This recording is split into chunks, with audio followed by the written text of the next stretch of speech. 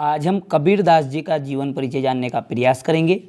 तो देखिए, कबीरदास जी जो है निर्गुण काव्य धारा के कवि है। अब जो निर्गुण काव्य धारा है वह दो भागों में बटी है, एक है प्रेम मार्गी और दूसरी है ज्ञान मार्गी। तो निर्गुण काव्य धारा के ये कवि तो है, लेकिन ज्ञान मार्गी शाखा के हैं।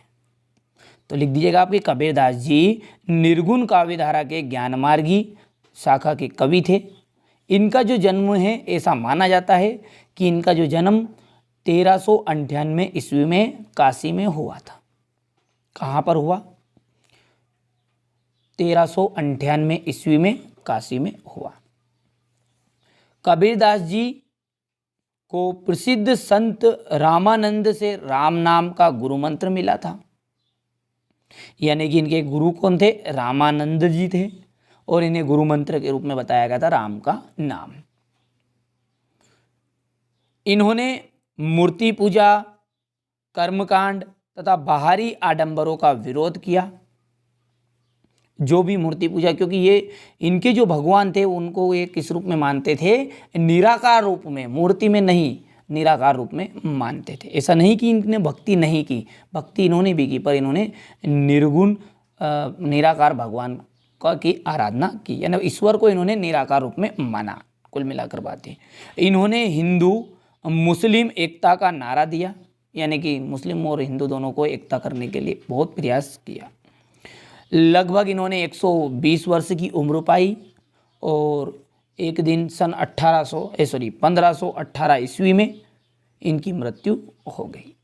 तो ये थी कुछ इनके बारे में जानकारी, इनके जीवन से रिलेटिव। एक बार फिर से रिपीट कर देता हूँ जल्दी जल्दी। देखिए, कबीरदास जी निर्गुण काव्य धारा के ज्ञान मार्गी शाखा के कवि थे। इनका जन्म सन 1398 ईस्वी में काशी में हुआ। ऐसा माना जाता है कि 1398 ईस्वी में इनका जन्म काशी में हुआ। कबीरदास जी को प्रसिद्ध संत रामानंद से राम नाम का गुरु मंत्र मिला।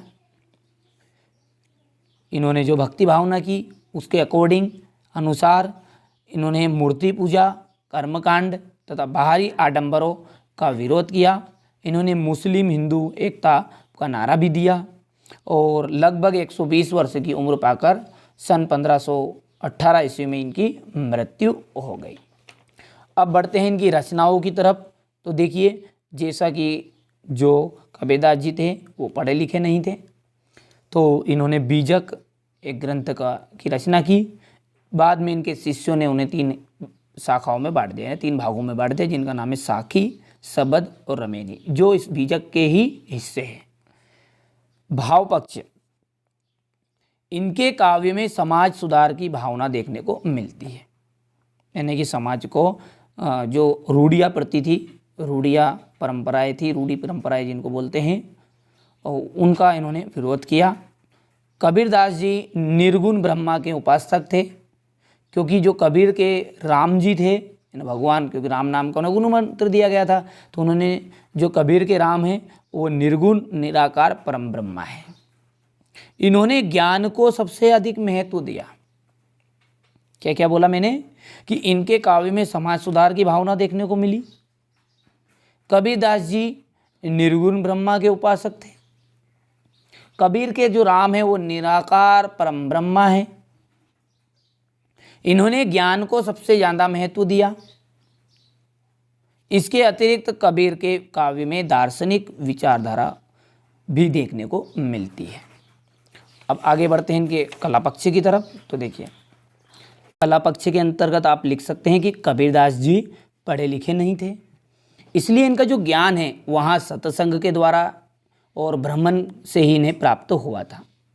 उनकी जो भाषा है में पूर्वी, अवधी, राजस्थानी, ब्रज, पंजाबी और खड़ी बोली, अरबी तथा फारसी आदि भाषाओं के शब्द मिलते हैं। क्यों? क्योंकि इन्होंने जो ज्ञान प्राप्त किया वहाँ जो ये घूमे, भ्रमण किया, जिससे ही इन्होंने ज्ञान प्राप्त किया और सत्संग से मिला, तो हर एक तरह की भाषा के शब्द इनके काव्य में देखने को मिले। और यहाँ पर 1-2 आप लिख दीजिएगा, भाई आदि कर दीजिएगा। अवधी, राजस्थानी, ब्रज भाषा, फारसी, ठीक है, खड़ी बोली आदि के अनेक शब्द, भाषाओं के शब्द मिले। इनकी भाषा जो है अपरिष्कृत और अपमार्जित थी है, अतः इनकी भाषा को सदुक्कड़ी या खिचड़ी भाषा भी कहते हैं। खिचड़ी मतलब सभी भाषाओं का मिक्सचर है। कबीरदास जी ने दोहा, चौपाई, पद, छंदों का प्रयोग भी अपने काव्य में किया है। साथ ही साथ इन्होंने अनुप्रास, रूपक और उपमा अलंकारों का भी स्वाभाविक अपने काव्य में प्रयोग किया है। यानी कि कुल मिलाकर बात है, कला पक्ष के अंतर्गत आपको लिखना है कि इनकी देखिए बोली लिखना यानी कि भाषा किस तरह की थी, तो इनकी भाषा थी सदुक्कड़ी या खिचड़ी। साथ ही साथ इन्होंने दोहा, चौपाई, छंद आदि का प्रयोग किया। और अलंकारों की बात करें तो अनुप्रास, रूपक अलंकारों का प्रयोग किया। ठीक है, तो ये आपको इसमें बताना है कि कबीरदास जी पढ़े लिखे नहीं थे, इसलिए इनका जो ज्ञान है सत्संग और ब्राह्मण से प्राप्त हुआ था।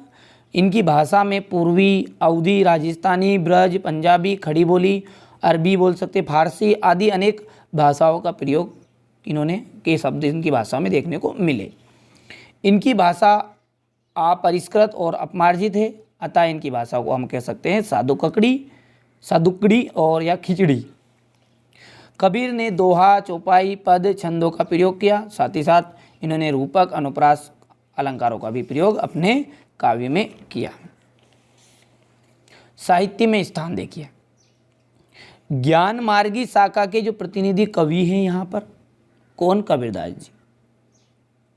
कबीरदास जी ज्ञान मार्गी शाखा के प्रतिनिधि कवि हैं तथा इनका साहित्य में एक महत्वपूर्ण स्थान है।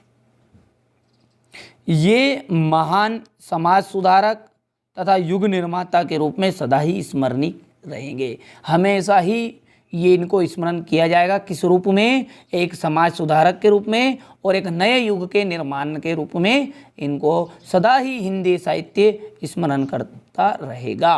तो ये था इनका साहित्य में स्थान। चलिए आप नोट्स आप तैयार कर लीजिएगा, बढ़िया से स्क्रीनशॉट यहाँ से लेना आरंभ करिए। इसके बाद में यहाँ से दूसरा स्क्रीनशॉट, इसके बाद इनकी रचनाएं, फिर भाव पक्ष,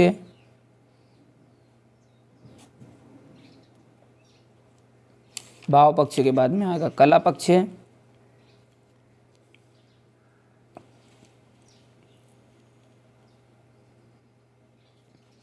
और अंतिम आ जाएगा साहित्य में स्थान।